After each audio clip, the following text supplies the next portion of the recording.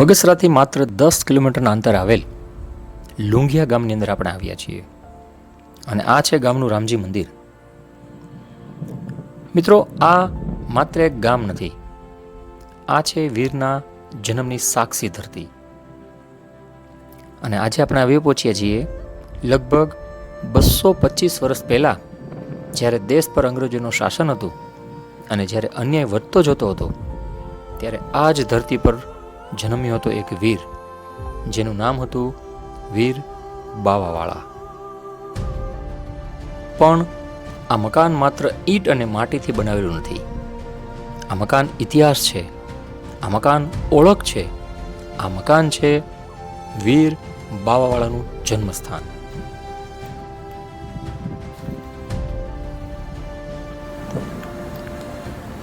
સમય બદલાયો, પેઢીઓ બદલાઈ ગઈ, પણ આ મકાન આજે પણ અડીખમ ઊભું છે. તેની દિવાલોમાં આજે પણ છુપાયેલી છે વીરતા, શ્રદ્ધા અને સંસ્કૃતિની વાર્તાઓ. આ મકાન હવે જૂનું થઈ ગયું છે, દિવાલોમાં તિરાડો પડી ગઈ છે, છતાં પણ ક્યાંક ક્યાંક ઝૂકી ગઈ છે, પણ તેની અંદરનો ઇતિહાસ આજે પણ જીવંત છે. લુંઘિયા ગામનો આ ગઢ આજે જર્જરિત છે, પણ આમાં વીર બાવાવાળાનું જન્મસ્થાન હોવાથી આજે પણ તે સચવાયેલો છે. આ ગઢ આજે જર્જરિત થઈ ચૂક્યો છે, પણ એના બારી બારણા આજે પણ અડીખમ ઊભા છે અને ઇતિહાસની સાક્ષી પૂરી રહ્યા છે.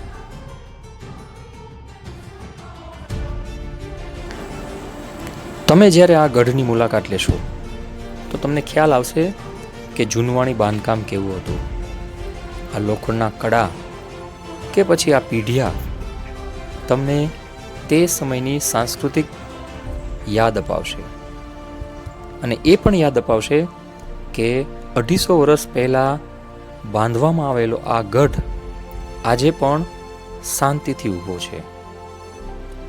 એના નળિયા કદાચ તૂટી ગયા છે, પણ તેનું બાંધકામ, એના પાયા આજે પણ મજબૂત છે. એના બારી બારણા કે તે સમયનું આ બાંધકામ ખરેખર જોવાલાયક છે.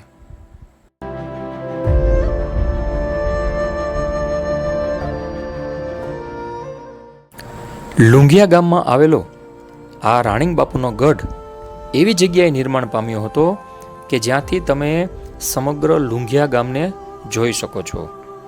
અને કદાચ કોઈ દુશ્મન પણ આવે તો તેને પણ અહીંથી જ બેઠા બેઠા દરબારશ્રી જોઈ શકે એવું એનું આ બાંધકામ હતું.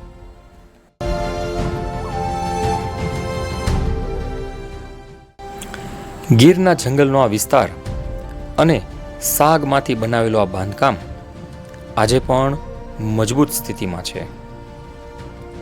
કેટલાય વાવાઝોડા અને કેટલીય મુસીબતોનો સામનો કરીને આજે પણ આ ધરોહર ઇતિહાસની સાક્ષી પૂરી રહી છે.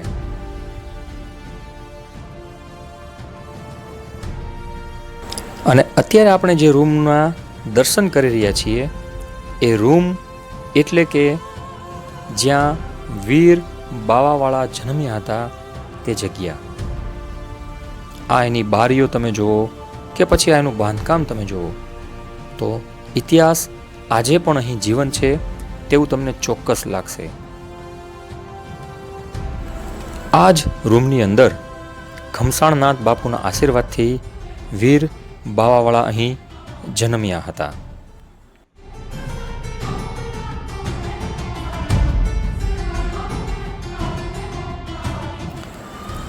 આજે આપણે વીર બાવાવાળાના જન્મ વિશે અને તેના સમગ્ર જીવન વિશે માહિતી લેવાના છીએ. આ બાંધકામ જે છે એની સાક્ષી તો પૂરી રહ્યું છે, પણ આપણે એના કુટુંબીજન પાસેથી વીર બાવાવાળાના જન્મ તેમજ એમનું મૃત્યુ કઈ રીતે થયું, તેમજ એણે જીવન દરમિયાન કયા કયા પરાક્રમો કર્યા કે જેના કારણે આજે પણ ઇતિહાસમાં તેમનું નામ છે, અને આ એક એવી જગ્યા છે કે જે ગઢની બરોબર નીચે આવેલી છે અને કહેવાય છે કે જૂના સમયમાં અહીંથી એક ભોંયરું નીકળતું હતું કે જે દુશ્મનોથી બચવા માટે હતું. પણ હાલ માત્ર આટલો જ ભાગ અહીં છે. બાકીનું ભોંયરું બૂરી દેવામાં આવ્યું છે અથવા તો અત્યારે કોઈને ખ્યાલ પણ નથી કે એ ભોંયરું ક્યાં નીકળતું હતું. સમયની સાથે આ મકાન જૂનું થયું છે, પણ તેની કિંમત ક્યારેય જૂની નથી થતી, કારણ કે આ મકાન આપણને યાદ અપાવે છે કે આપણા મૂળ ક્યાં છે. આજે આ મકાન ભલે જર્જરિત હાલતમાં હોય, પણ તેની દરેક ઈંટ એક ઇતિહાસની વાર્તા રજૂ કરે છે. અને ઇતિહાસ ક્યારેય મરતો નથી, તે માત્ર દિવાલોમાં જીવતો રહે છે.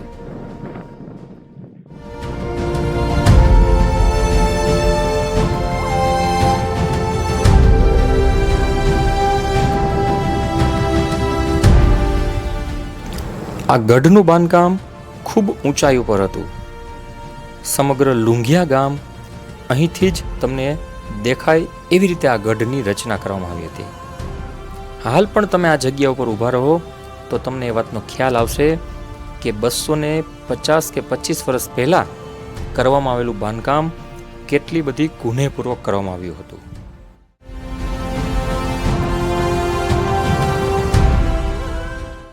તો આપણે આજે આવ્યા છીએ લુંઘિયા ગામે કે જે બગસરા તાલુકામાં આવેલું છે. અને લુંઘિયા ગામમાં વીર બાવાવાળા બાપુનો આ જન્મસ્થાન છે. અને મારી સાથે એમના પરિવારના શિવરાજભાઈ છે અને એમના ભાબલુ બાપુ પણ છે. તો આપણે આ જન્મસ્થાન વિશે થોડું જાણીએ અને પછી આપણે અહીંથી જે એમનો ખાંભી છે સ્મારક ત્યાં જવું છે. થયો આ મકાન કેટલું જૂનું છે તો એ વિશે આપને માહિતી આપશે શિવરાજભાઈ. તો શિવરાજભાઈ, મને આ જગ્યા અને બાપુ વિશે થોડું માહિતી આપો કે ભાઈ શું ઇતિહાસમાં આજે કેટલા વર્ષ થઈ ગયા અને શું એનો ઇતિહાસ છે બાપુનો વિશે મને જણાવો. આમ તો સૌરાષ્ટ્રની ભૂમિ ઉપર તો સંતો, સુરવીરો, દાતારો અને બહારવટિયા ઘણા બધા નેક ટેક ઉપર થઈ ગયા. એમાંનું એક વીર બાવાવાળા, આપણે તો નામ સાંભળેલું છે બધા લોકજીભે. એ બાવાવાળાનું જન્મસ્થાન એટલે કે આ લુંઘિયા જે ભૂમિ ઉપર આપણે બેઠા છીએ. આ ભૂમિ અમરેલી જિલ્લાના બગસરા તાલુકાના બગસરાથી 10 કિલોમીટરના અંતરે લુંઘિયા ગામે આવે. લુંઘિયા ગામમાં આશરે 1851 ઈસવીસન સંવતની આસપાસ બાપુનો આ ગઢની અંદર જન્મ થયેલો, વીર બાવાળા બાપુનો. આ ભૂમિ ઉપર બાપુએ એમનું બચપણ વિતાવેલું. એમના 250-250 વર્ષ આ ગઢને થઈ ગયા છે. બરોબર. 250 વર્ષમાં આ ભૂમિનું જે કાંઈ છે આ ગઢનું બાંધકામ એ પણ અડીખમ એમને ઊભું છે. ઘણી બધી બાપુની આ પેઢી આ ગઢની અંદર જ પણ નાના મોટા થયેલા છે. બાપુ કાંધાણીવાળા પરિવારમાંથી આવે છે. 8 ગામમાં એમનો પરિવાર વસે છે. બાપુના વંશજોના જે પરિવાર છે એ 8 ગામની અંદર એ વસવાટ કરે છે. એમાંનું લુંઘિયા બાપુનું જે આ જન્મભૂમિનું ગામ. બાપુના ઘણા બધા ઐતિહાસિક વાતો કરીએ તો બાપુએ 28 વર્ષની ઉંમરની અંદર એમણે ઘણું બધું કાર્ય કરી લીધેલું. કે બાપુને અંગ્રેજો સામે એમનો ગ્રાસ લઈ લીધો અંગ્રેજોએ બાપુનો. ત્યારે વીર બાવાળા બાપુના બાપુ રાણીંગ બાપુના ઘરે બાપુનો જે જન્મ થયો, બાપુને સંતાન નહોતું, તો સંતોના પણ આશીર્વાદ બાપુ ઉપર કેવા છે એમની બે તમને વાત કરવી છે. કે રાણીંગ બાપુ એ સંત પ્રેમી હતા, તો ધમસરનાથ બાપુ એમના ગુરુ. તો બાપુના કૃપાપાત્રથી બાપુને ત્યાં જન્મ થયો વીર બાવાળા બાપુનો. એમની ઘણી મોટી વાત છે, પણ હું તમને શોર્ટમાં વાત કરું તો એ પુરુષે જ્યારે નાની ઉંમર હતી ત્યારે રાણીંગ બાપુનું દેહ વિલય થયો. પછીની બાબતમાં કે ભાઈ નાની ઉંમરમાં ગ્રાસ અંગ્રેજોએ લઈ લીધો છે, તો ત્યાર પછી બાપુની ઉંમર નાની, તો હવે આ બધું સંચાલન કેમ કરશે? તો કવિઓ અને બારોટોયાનો દુહો છે, ઘણા બધા દુહાની વાત છે કે મેં જાણ્યું રાણીંગ મુવે અને પછી રેઢા રહેશે રાજ, તો ઉપાડી ધર આજ તે બમણી અને ત્રમણી બાવલા. એનું કહેવાનો મતલબ એવો છે કે ભાઈ બાવાવાળા તો નાની ઉંમરની અંદર આવડું મોટું પરાક્રમ કરી ગયા, 28 વર્ષની આયુષ્યમાં ઘણું બધું. અને અંગ્રેજોનું કોઈ દિવસ આથમતો ને એવી આપણે વાત જે કરીએ છીએ, એની સમયે આટલું નાનું એક સૈન્ય અને અંગ્રેજોને હફાવવાનું કાર્ય જે કર્યું છે. ટોપી અને તલવાર, નર બીજાને નમે નહીં, અને સાહેબને મહિના 4 બંદી ખાને રાખ્યો બાવલે. અચ્છા. એ વ્યક્તિ કોઈની સામે અંગ્રેજો નમે નહીં. ત્યારે એક 28 વર્ષનો મરદ વ્યક્તિ બાવાવાળા એની વ્યૂહરચનાથી અંગ્રેજોને કેવી રીતે પરાસ્ત કરે છે એ એક સ્ટોરી. આપણે જેમ ગણો કે વિદ્યાર્થીઓ ત્યારે થોડી થોડી બાબતમાં નાસીપાસ થઈ જાય છે કે કોઈ સારા કાર્ય માટે કે આવું જવા કે હવે મારું શું થશે. તો બાપુ એક એવું પાત્ર, એક સંદેશો છે કે ભાઈ આટલી ઉંમરની અંદર આ કાર્ય કરવું એ બહુ નાની વાત નથી. દાન બાપુના આશીષ પણ એમને એટલા જ કે એમના કૃપાથી જ એ જે કાંઈ કાર્ય આગળ જે આપ્યું છે. તો આ બધી બાબતથી બાપુએ ઘણા બધા કાર્યો કરેલા છે. તો આ જન્મભૂમિ ઉપર આપણે જે બેઠા છીએ એ જન્મ થયા પછી બાપુનું ગઢનું જે ત્યાંથી સંચાલન જે થતું હતું એ વિસાવદરના દરબારગઢ ઉપરથી. બાપુનો એક દરબારગઢ ત્યાં વિસાવદરમાં છે. હા, એ ત્યાં અત્યારે મામલતદાર ઓફિસને જે ત્યાં પ્રાંત ઓફિસ બની ગઈ છે. ત્યારથી બાપુએ આખું જે વહીવટ સંભાળતા. ત્યાર પછી બાપુના વીરગતિ પછી ખાંભીનું સ્મારક અત્યારે જુનાગઢ અને ધારી ને જુનાગઢ જે હાઈવે છે એમના નજીકની અંદર જમીન ધડા તરીકે ઓળખાય છે. એ જમીનના ધડા તરીકે ત્યાં બાપુના 9 સાથીઓ સાથેનું ભવ્ય ખાંભી સ્મારક ઉભેલું છે. અને એ ભૂમિ એક રમણીય સ્થાન છે, જંગલની મધ્યમાં આવેલું છે. એના પણ હું આપને ત્યાં વાત કરીશ. પણ અત્યારે જે વાત છે એ આ બાપુની આપણે જે જન્મભૂમિની વાત છે. તો મિત્રો અત્યારે માત્ર છે ને આપણે જન્મભૂમિ જે છે એના વિશે આપણે વાત કરીએ છીએ. હવે આપણે અહીંથી જઈ રહ્યા છીએ જે ખાંભી છે બાપુની અને જે સ્મારક છે, તો ત્યાં જઈને ત્યાં આપણે શિવરાજભાઈ પાસેથી બાકીનો જે ઇતિહાસ છે અને જે કંઈ વાત છે અંગ્રેજોને કોને એણે શું કરેલું ને કેવી વ્યૂહરચના અપનાવી એ બધી બાબતો આપણે ત્યાં જઈને આપણે પાછી ચર્ચા કરીશું. તો અત્યારે આપણે જે જગ્યા આવીએ છીએ એ જગ્યા એટલે કે વીર બાવાવાળાની ખાંભી. અને એ જગ્યા ધારીથી તમે જ્યારે વિસાવદર જાઓ ત્યારે એ રોડ ઉપર લાલપુર ગામ આવશે. એટલે કે તમે ધારીથી જ્યારે તમે નીકળો ત્યારે લાલપુર ગામ આવશે અને લાલપુર ગામથી માત્ર 2 કિલોમીટરના અંતરે ડુંગર ઉપર આ જગ્યા આવેલી છે. અને આ જગ્યા એટલે કે વીર બાવાવાળા અને તેમના 8 સાથીદારોની સ્મારક ખાંભીઓ જે અહીં રાખવામાં આવી છે એની આ પવિત્ર જગ્યા, કે આ જગ્યાને જમીન ધડા તરીકે આજે પણ ઓળખવામાં આવે છે.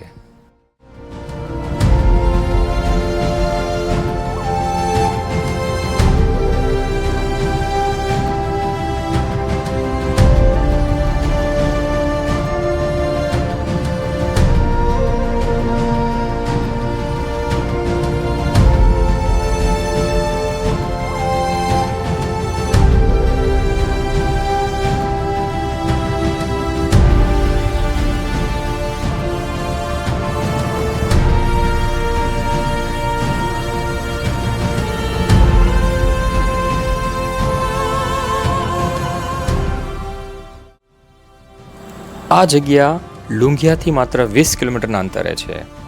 તમે વિસાવદરથી જો આવો તો કાલાવાડથી માત્ર 2 કિલોમીટર અને જો ધારીથી આવો તો લાલપુરથી માત્ર 2 કિલોમીટર. આ જગ્યા એટલે કે વીર બાવાવાળાની ખાંભી તેમજ તેમના સાથીદારોની ખાંભી. કઈ રીતે વીર બાવાવાળાએ અંગ્રેજ સરકાર સામે બહારવટે ચડીને પોતાનું રાજકાજ પાછું લીધું તે વિશે સમગ્ર માહિતી એટલે કે બાપુનો ઇતિહાસ અહીં આલેખવામાં આવ્યો છે.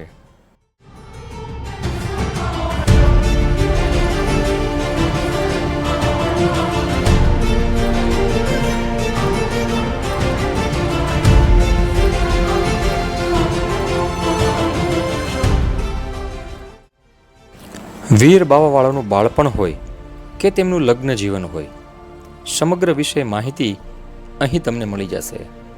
તેમ છતાં આપણે અહીં હરેશભાઈ વાળા છે તેમની પાસેથી આ જગ્યા તેમજ વીર બાવાવાળાના જીવન વિશે સમગ્ર માહિતી મેળવીશું.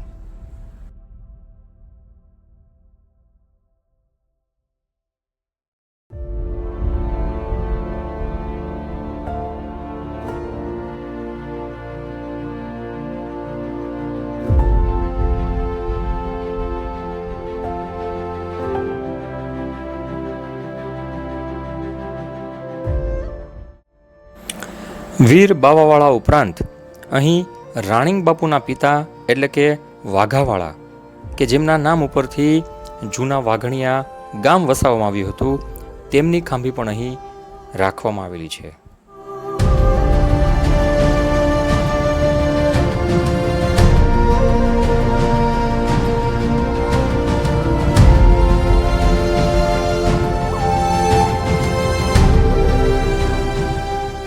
વીર બાવાવાળા બાપુની જગ્યા આવેલી છે તેની સામે જ અહીં બાપુનો એક ગઢ હતો અને આ ગઢ એટલે કે એક કિલ્લો હતો. કિલ્લામાં 4 કોઠા હતા અને 4 કોઠામાંથી માત્ર હાલ એક જ કોઠો હયાત છે અને આ કોઠાની બાજુમાં જમિયલસા પીરની દરગાહ આવેલી છે. જે એક કોઠો આવેલો છે એની દિવાલને અડીને જ જમિયલસા પીર બિરાજમાન છે. આ કોઠો આજે રિનોવેશન કરી લેવામાં આવ્યો છે, જેને કારણે થોડો સારી પરિસ્થિતિમાં છે અને આ કોઠાની અંદર એક જૂનો ધૂણો પણ આવેલો છે. આ ધૂણો કોણે વસાવ્યો કે આ ધૂણો કોનો છે એ કોઈને ખબર નથી, પણ આ ધૂણો લગભગ 200 વર્ષ જૂનો છે તેવું આપણે ચોક્કસપણે કહી શકીએ. તમે પાછળની બાજુએથી આ કોઠાને વ્યવસ્થિત રીતે જોઈ શકશો. આજે પણ જૂના બાંધકામના અવશેષો તમને જોવા મળશે, કારણ કે આ કોઠાને રિનોવેશન કરવામાં આવ્યો છે.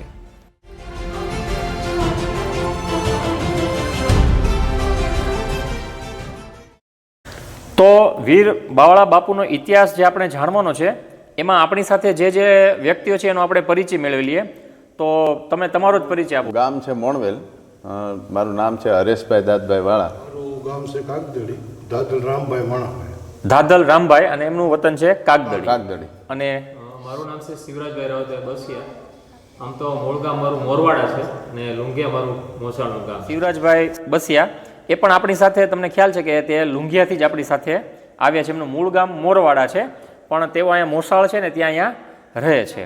તો આપણે લુંઘિયા ગામથી, એટલે કે વીર બાવાવાળા બાપુનો જે જન્મસ્થાન હતું લુંઘિયા, ત્યાંથી નીકળીને હવે જ્યાં બાપુની ખાંભી આવેલી છે એ જગ્યા ઉપર છે અને એ જગ્યા એટલે ગીરના જંગલની અંદર આવેલી છે.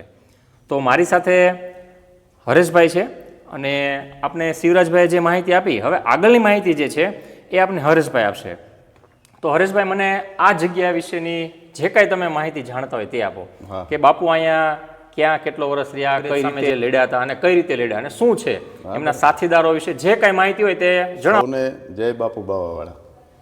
અહીં બારવટા દરમિયાન બાપુના એ બેસણા હતા. બરોબર. અને પાછળ ગઢ છે બાપુનો કિલ્લો, એક કોઠો ઊભો છે, બાકી બીજી દિવાલો 3 કોઠા પડી ગયા છે. હવે બાપુને આપણે પહેલેથી વાત કરીએ તો રાણીંગવાળા બાપુને મોટી ઉંમરે સંતાન નહોતું, એટલે આપણે જ્યાં ફોટો છે ને ઘનશ્યામગીરી બાપુ, એમની સેવા કરતા. જે ઘનશ્યામગીરી બાપુ છે એ જ આપણે ધમસાણ બાપુ ગણાય કે છે. આપણે દેશી ઓલામાં ધમસાણનાથ બાપુ બોલીએ છીએ અને આમ ઘનશ્યામગીરી બાપુ છે. એટલે રાણીંગવાળા બાપુએ એમને જાંબુડા ગામ આપ્યું હતું પોતાનું આખું, એટલે જાંબુડા જાગીર જ કહેવાય છે. અને આમ ઘનશ્યામગીરી બાપુએ ફકડ પરંપરા, આપણે જે કોયલી મઠની પરંપરાથી પોતે આવેલા અને બાપુને બહુ શ્રદ્ધા હતી, સેવા કરતા. પછી ઘનશ્યામગીરી બાપુએ જોયું કે ભાઈ રાણીંગવાળાને તો નસીબમાં સંતાન નથી, એટલે એમણે એની સેવાથી પ્રભાવિત થઈ, પ્રસન્ન થઈ રાણીંગ બાપુની સેવાથી, અને પોતાનું આયુષ્ય જે બાકી રહ્યું હતું 28 વર્ષનું, પોતે સમાધિ લઈ અને બાવાવાળા બાપુ તરીકે અવતાર લીધો રાણીંગવાળાને ત્યાં. અને જે ઘનશ્યામ બાપુ અથવા તો જેને આપણે ધમસાણ બાપુ જ કહીએ છીએ, એ પોતે અવતાર સ્વરૂપે બાવાળા સ્વરૂપે પોતે જન્મ. અને પહેલા એમણે કીધું હતું કે જન્મતા જો બાળકને કપાળમાં ભભૂતિનું તિલક હોય તો માનજે કે મેં જ અવતાર લીધો છે. એમણે નિશાની આપી હતી અને બાવો નામ રાખજે, એટલે બાવાવાળા નામ રાખે, એટલે બાવાવાળા નામ રાખવામાં આવ્યું છે. પછી આખી વાત એવી છે કે બાવાવાળા લગભગ 1.5-2 વર્ષના થયા પછી રાણીંગ બાપુનું અવસાન થઈ ગયું. અને બાપુના બા, સામે જે ફોટો છે ને જહુબામાં, એમણે ટ્રેનિંગ આપી અને એક કેવું નામ કીધું તમે? જહુબામાં. જસુબા નામ હતું. જસુબા આપણી દેશી ભાષામાં જહુબા, આપણે દેશી આપણી તળપદી ભાષા. એમણે બાવાવાળા બાપુને મોટા કર્યા અને 12 વર્ષની ઉંમરે બાપુ બારવટે નીકળ્યા. હવે બારવટું શેના માટે હતું કે રાણીંગ બાપુએ પોતે પોતાના બળથી વિસાવદર પરગણું, આ વિસાવદર ગઢ અને એનું પરગણું પોતે ઘેરે કર્યું હતું. અને એમાં જે સાથીદારો હતા એ પછી આચકી ગયા હતા વિસાવદર. એમાં નવાબનો હાથ હતો, જુનાગઢનો, માણાવદરનો, બધાયનો. એટલે એ મેળવવા માટે બાપુ 12 વર્ષની ઉંમરે બારવટે ચડ્યા અને ઘણા સ્ટેટ મળ્યો, ગાયકવાડ હોય, નવાબ હોય, બધા વિરુદ્ધમાં હતા. અને બારવટું બાપુને હતું એ આમ સતનું હતું, કોઈ પ્રજાને રંજાડવી કે એવું કાંઈ નહોતું, ફક્ત પોતાના ગરાસ માટે, ગરાસ પાછો મેળવવા માટે. અને ચલાળા દાન બાપુની બહુ એમના ઉપર કૃપા હતી, બાપુને બહુ શ્રદ્ધા હતી. એટલે એમના આશીર્વાદથી ઘણા સમય બારવટું આવેલું. અને પછી છેવટે જે અંગ્રેજ નેવી ઓફિસર જ્યોર્જ ગ્રાન્ટ કરી, એ વખતે અંગ્રેજોની પોણી દુનિયામાં એની સત્તા હતી. અંગ્રેજ સરકાર અને 5000 સૈનિકો લઈને બાપુને આ ગઢમાં એને બાતમી મળી કે બારવટિયા અને બાવાવાળા બધા આમાં છે. એટલે પોતે દારૂગોળો બધા લશ્કર પાથરો.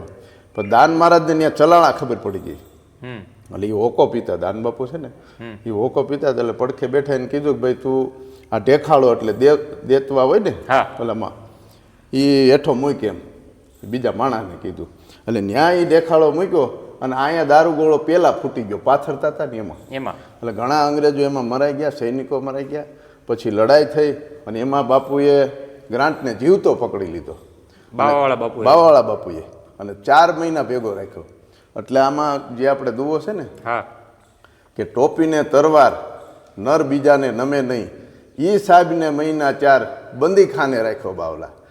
કે એની એવી સત્તા હતી કે એને કોઈને નમતા નહીં અને એને પકડીને 4 મહિના ભેગો રાખ્યો. અંગ્રેજ સરકાર એટલે તો સ્વાભાવિક છે કે પછી એ અધિકારીને છોડાવવા માટે ઇંગ્લેન્ડથી રાણીએ કિનકેડ નામના એક અધિકારીને મોકલ્યા વિષ્ટિકાર તરીકે. બરોબર. અને એમણે બાવાવાળા મુલાકાત કરી કે ભાઈ તમારું શું આમ છે, વાંધો મારે બીજું કાંઈ નથી. એટલે ગ્રાન્ટને પકડીને કાંઈ હેરાન કર્યા કે મારી નાખે એવું નહોતું થયું. એટલે પછી વિસાવદર પરગણાની માંગણી કરી, એ સોંપી દીધું બાપુને અને ગ્રાન્ટને જીવતો પાછો આપી દીધો. અને એ રીતે બાપુનું બારવટું પાર પડ્યું. બરોબર. હવે અહીં જે ખાંભીઓ છે એમાં બારવટા દરમિયાન જે બાપુને એમ કે સાથીદારો અને એકદમ વફાદાર રહ્યા એવા માત્રા બાપુ વેગડ, નાજા બાપુ બસિયા, પછી વાલેરા બાપુની ખાંભી છે, બાપુના કાકા થાય, અને બીજા જે સાથીદારો એમાંથી ઘણાના નામ સમય જતા આપણને નથી ખ્યાલ, કારણ કે 200-250 વર્ષ જેવું તો 200 વર્ષ તો પાકા આ ઘટનાને. 200 વર્ષ બરોબર. બાપુ દેવ થયા ને એને 200 વર્ષ 1824માં. અચ્છા, 1824 એટલે 202 વર્ષ થયા. 202 વર્ષ દેવ થયા ને ત્યાં. એની પછીનો સમય આપણે 28 વર્ષનું આયુષ્ય હતું. એટલે બહુ ઉજળો ઇતિહાસ છે. પછી બાપુના ધર્મપત્ની પેલા જે આ સોનબાઈમાં, એ મૂળ ગડસ ગામના અને બાપુના જ મામાના દીકરી થતા હતા. બરોબર. અને એ પોતે ખડકાળા સતી થયા સોનબાઈ, નાના ભમોદરા પાસે ખડકાળા. ઓકે. અને ત્યાં અત્યારે મોટું મંદિર છે અને બધી જ્ઞાતિના બધા માને છે, માનતા આવે છે. અને બાપુના બીજા ધર્મપત્ની રાયબાઈમાં છે. હવે બીજી તમને પાછી આપણે મૂળ વાત ઉપર આવી જાય કે બાપુનું બારવટું પાર પડ્યું પછી તો અહીં વિસાવદર રાજકારભાર બધું માણસો બધા પરિવાર રહેતા હતા. એમાં પાછા થોડોક સમય થયો એટલે જે જૂના દુશ્મનો હતા ને પાછા ચડી આવ્યા ગઢ ઉપર, વિસાવદર ગઢ ઉપર, અને ત્યાં લડાઈ થઈ. એમાં માત્રા બાપુને એ હારે હતા વધારે બીજા માણસોની. આ બસિયા પરિવાર એ ઓજત, ત્યાં ઓજત કાંઠે મરાણા છે. ઓજત ખંભાળિયા જે ઓજત નદી છે ને ત્યાં એને પહેલાં ત્યાં મારી ધીંગાણામાં લડાઈ થઈ. ત્યાં એ બસિયા પરિવાર કાયમ આવી ગયો. પછી ગઢમાં આવ્યા, એને ખબર પડી ગઈ કે ગઢમાં બહુ જાજા માણસો નથી, પણ આ માત્રા બાપુ અને બાપુના ફૂઈબા એટલે માત્રા બાપુના બા રાયબાઈમાં અને બીજા થોડાક માણસો એટલા જ હતા. ઓલાવે અચાનક હુમલો કર્યો અને લડાઈ થઈ. એમાં બાપુને બખ્તર નહોતું પહેર્યું. બરોબર. અને લડાઈમાં તલવાર આડીમાં લાગી. ઘા છે ને અત્યાર સુધી હમણાં હતો શિવભાઈ, આપણે જે જૂનું પોલીસ સ્ટેશન હતું ને એમાં આડીમાં તલવારના ઘાનું મેં હોત પોતે જોયેલું. અચ્છા, એ કઈ જગ્યાએ? એ આપણે જે અત્યારે પ્રાંત ને મામલતદાર ને તાલુકા બોલી છે ને પંચાયત કચેરી છે, હા, બની ગયું નવું, અને કોર્ટે ન્યા છે અત્યારે. એમાં આડીમાં તલવારનો ઘા હતો. બરોબર. અને એ તલવાર ભાંગી ગઈ, એના હિસાબે બાપુ ત્યાં કાયમ આવી ગયા. પછી તો ઓલાવે હુમલો કર્યો હોય, સ્વાભાવિક છે, યુદ્ધ હોય એટલે. પછી બાપુના કાયમ આવી ગયા. પછી એટલે થોડોક સમય ગયો એટલે પાછા લૂંકી આવી એવા માની બધા. કારણ કે સત્તા વહી જાય, રાજા મરાઈ જાય, શહીદ થાય, કાયમ આવી જાય, એટલે પછી બધાને વ્યૂ જવું પડે અને પછી બીજી સત્તા આવી ગઈ લાખરો હતા એને કબજો કરી લીધો પછી રાયબાઈમાં એ પોતે એવું કાર્ય કર્યું એ સમયે એક વિરાંગના ઝાંસીની રાણી જે વિરાંગના તરીકે ઓળખાય છે ને એવું કાર્ય કર્યું અને જે મારવામાં જે દુશ્મનો હતા એને વીણીને માર્યા અને એકને તો મારી અને પછી વેલડું જોડાવી અને એની લાશ ઉપર વેલડું અકાવ્યું એવું કાર્ય માએ કર્યું છે. માને પછી 2 ગામ આપ્યા હતા એટલે માએ પોતાની હયાતીમાં સાપર અને મોણવેલ પરિવારને એ 2 ગામની વેચણી કરી દીધી. બરોબર. અને અમે મૂળ કાંધાણીવાળા છે એ બધા, એટલે અમારા 8 ગામ છે અત્યારે. એમાં મોણવેલ, લુંઘિયા, પાડેર, સાપર, સુડાવડ, કાગદડી, બોરડી ને વેકરિયા. બરોબર. એટલા બધા કાંધાણીવાળા છે. અહીંયા અમે દર મહિને અમાસ ઉજવીએ છીએ અને માણસો બધા બીજી જ્ઞાતિના આવે છે, અમારા પરિવારના આવે છે, બધા પ્રસાદ પૂજનનો કાર્યક્રમ કરીએ છીએ. અને ભાદરવી અમાસ છે એ બહુ મોટી હોય પિતૃની, ત્યારે વધારે માણસો હોય. એવી રીતનું આખું આ સ્થળ છે. અને ટૂંકમાં વીર પુરુષના બેસણા છે એટલે તમે તો જોવો છો આ ઉર્જાથી આખું ભરેલું પોઝિટિવ ઉર્જા છે. સવાલ જ નથી. મિત્રો, વિડીયોને લાઇક અને શેર કરવાનું ભૂલતા નહીં. ફરી મળીશું એક નવા વિડીયોમાં. જય દ્વારકાધીશ.